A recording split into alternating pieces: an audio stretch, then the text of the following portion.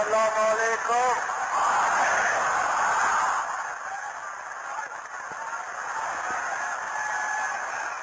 भाइयों और बहनों, पाकिस्तान हासिल करने के लिए हमने बहुत कुर्बानी की है।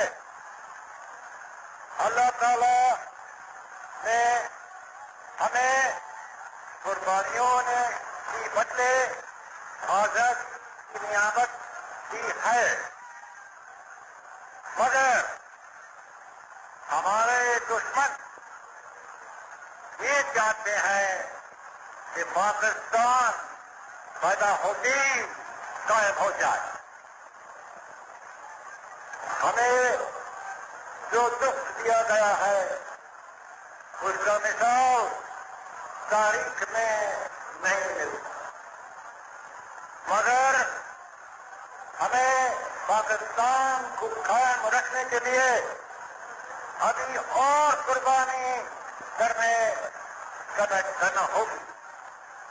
मुसलमान मुसीबत में घबराया नहीं करता।